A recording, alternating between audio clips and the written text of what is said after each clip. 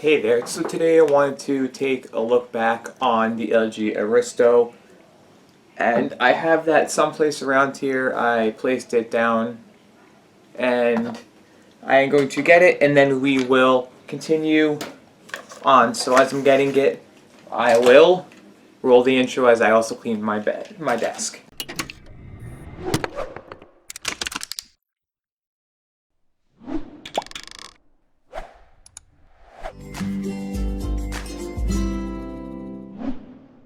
So I did an initial unboxing and initial review. Well, unboxing and initial review. Then I also did a full review, which was about 19 minutes. And now I am actually going to talk about the device about a month and a half later, approximately. So I have used it. I get all my notifications. I take pictures on it, which you can see on my Instagram if you follow down below. And if you want, you can get notified when I upload new videos by hitting that bell icon, or you can follow me on my Twitter, and every day when a new video is uploaded, it is notified on Twitter too. And I have stuff there that you can retweet because you can retweet them. So I use this approximately every day, and the design aspect of it is great. I mean, I have nothing to complain about here. I have it paired up with my smartwatch, and I use this every single day. It's my main driver right now. And I have missed calls, I make calls, blah blah blah. I do everything on this device, and I look at emails, I delete emails from here. And the nice thing about this is, well, hello there, but I mean, there is no Google Assistant still, as it's not going to run on this device right now for some reason. And along with with everything that is here, I personally think this is a nice device. It has some flaws though, because it's only 1.5 gigabytes of RAM, and it has a great front and rear facing camera. The audio DAC itself, the little audio it's on here, I use with my headphones. It sounds okay. I mean, the Z Max Pro, if you want a good device for that, is better than this. This has good enough if you're listening to yourself. The Z Max Pro has a little bit better. The thing about this is it has a removable battery. You remove it, you can reveal a 2410 mAh battery. It can hold 64 gigabytes worth of storage. It has a nano SIM. It doesn't have any NFC or wireless charging. I added that too, so if you want to check out my video there, you can. But the nice thing about this is a new one coming out, a Plus, which I'm going to check out. It comes out in May. Going to have a fingerprint sensor and 32 gigs of storage. Now, the nice thing about this is it has 16 gigs of storage, but with the SD card added, it makes it a good amount of storage for myself. I make all my pictures and videos and everything go on there. Now, over here it has approximately a good amount of storage. I have 1.1 gigs available left just because of what's on there. Now, cache data you should always clear out, and you can do all that stuff. Now, the battery on this thing, as I revealed before, the battery on this thing is a 2410 mAh battery, which is great for the device because it's only a 5-inch 720p display, so it's not going to be using tons of data or tons of battery on this thing. So it's great. It doesn't have a notification light. That's the only thing that annoys me about this, but with LG before, I've seen on their LG Stylos, with the notification light, it's only red, so if I have a notification, it's going to come red. Like, I won't know if the red means my phone's dying or anything like that. Like, on the Z Max Pro, it's also red. I mean, it's just plain white for the little ring, but other than that, it's not, like, the biggest thing in the world. Like, it'd be nice to have something, because I know with the LG Stylo, even having a red LED light, no matter what it was great, because at least I could see when there was a notification. Like, I don't like having to open up my device if I'm away from it for like 2 minutes to see if I have a notification from someone from Twitter or just Twitter or from YouTube or anything. And I don't know. So that's that. So the build quality on this thing was excellent. The build quality is great. It has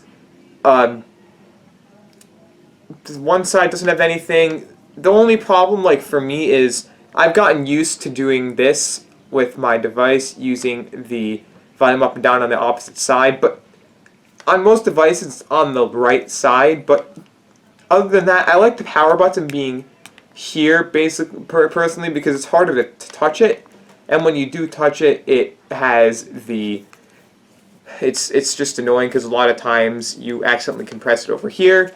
Now, the nice thing is there are no physical buttons on the front, which makes it look clean, and they're all on-screen navigation buttons. So, on-screen navigation buttons, and the nice thing about this is it makes it look even cleaner than it was, and it's all metal design and all glass design. The sides are plastic, and I mean, it's been scratch resistant. As far as I can tell, there are no visible scratches. I can always clean it off with a pad. I'll take my cleaning cloth, and as far as I can tell, going through the light right over here, there are no scratches as far as I can tell, so that's nice there. Now the back has a nice design to it. There are no scratches. There's no USB-C, which isn't a bad thing, but I'm not going to complain about that. It has a headphone jack, which is nice, because, I mean, I like the headphone jacks a lot, because all I use is regular headphones. Now, in the box, it doesn't come with the highest quality USB cable. I'm not complaining about that either. It feels pretty cheap, actually. Like, it feels like the 78-cent ones I bought for wholesale price. Now, it's only a 1.2 amp charger here, which sounds pretty cheap, but it looks okay. I mean, it's weird looking at the same time, like they could have added something more quality here. What are they saving money for? Stupidity. Now, the box itself, I showcased this before, but this was underneath here before. There's nothing underneath there now, but inside of here just came a welcome start guide, along with the phone, the charger brick, and the charger itself. But I like keeping the boxes for stuff besides for the Z Max Pro. And in here it actually says 2.5D arc glass, which means that on the side of the device, you can, I don't know how well you can tell, but there is an arc over here. It likes focusing on my face. Stop it. Focus right here. There we go. So there is a 2.5D arced glass. I don't know how visible that actually is, but when you're looking at it in real life, it makes it a little easier to hold. It's like not as easy to hold. I would feel like if without a case, this thing is small enough that it's hard to text with. Like I have a problem sometimes, which is why I have the case. Now the other thing listed here is it has 4G LTE. It's Android 7.0. It got a software update on the day that I'm filming this, so that's that. I like the double tap feature because you double tap it to turn it on, and then you can double tap the status bar from any app to turn it off, because when you're using it when in regular mode where it's sitting on a table, it's pretty annoying to have to pick the device up and press the button. Like sometimes it can get annoying, especially like it's nice if you're if you're eating something and you want a quick look at an app, text or something, you can do that. So it came with the battery, the SIM card, the charger with USB cable, USB data cable, which is just a regular USB cable, and a quick start guide, and the phone. So it had 4G LTE enabled Android 7.0. It has a 5-inch HD IPS display, which means that it's going to be a great looking display. Viewing angles, for me at least, when I look at the viewing angles, they're great. The blacks maybe get a little washed out depending on, but if I'm looking at it from any standard angle around, like flat on the table, that looks excellent. Now it has a 1.4 gigahertz quad-core processor. As I said, 1.5 gigabytes of RAM, 16 gigs of ROM with a star. So the star means that a portion of the memory occupied by preload, so it had like a 10 to 12 gigabytes of space. But for me at least, if you're not going to be downloading too much, then it's great. But if you like downloading, listening to music and all that, I do recommend getting a 32 GB phone like the Z Max Pro. But if you're fine with that, you can load all of your music on the SD card straight, so that's good. Now the 13 megapixel autofocus camera, as I said, you can check out my Instagram for photos, but if you want, I am going to flash some photos that I took. I'm going to show them on screen now.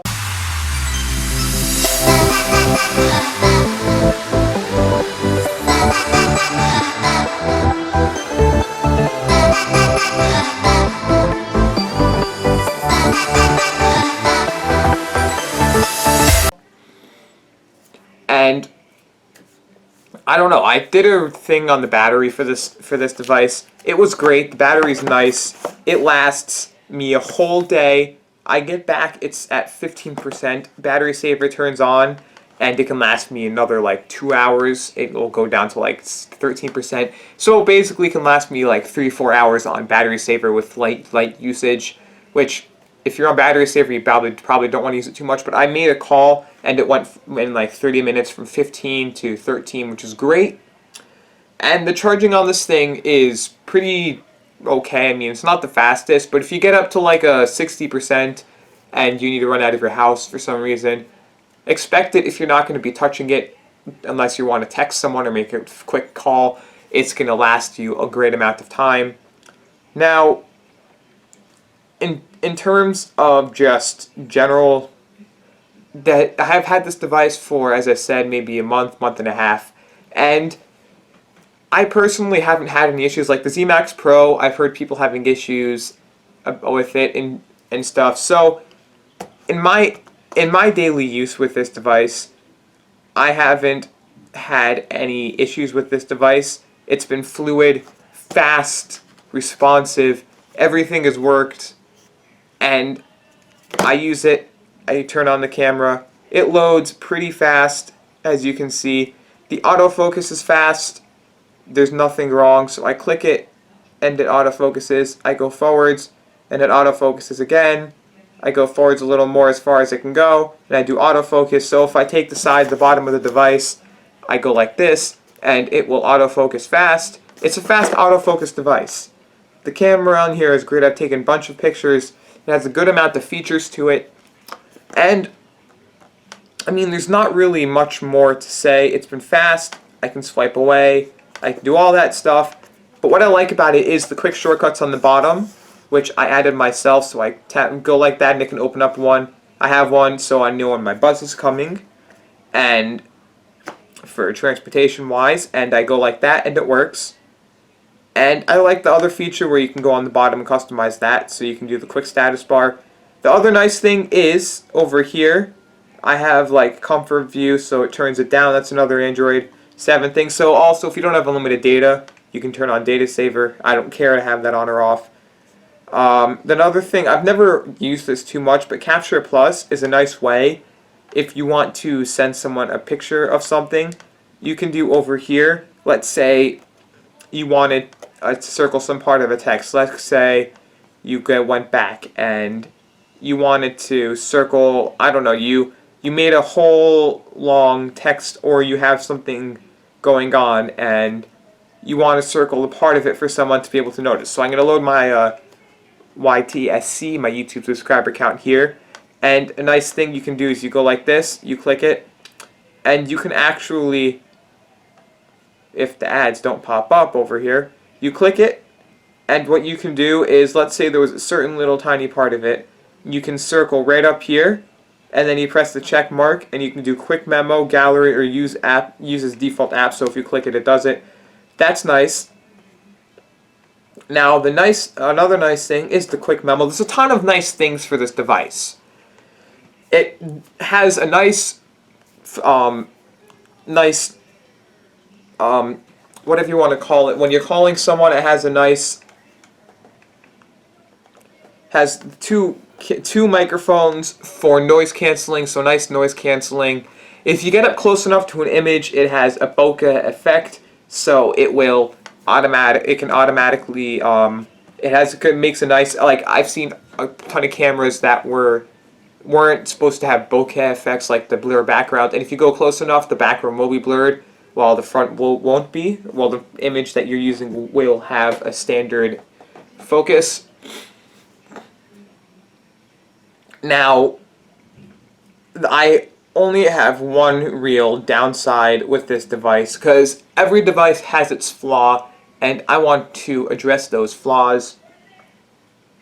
Now, my main flaw with this device is the only thing I have wrong.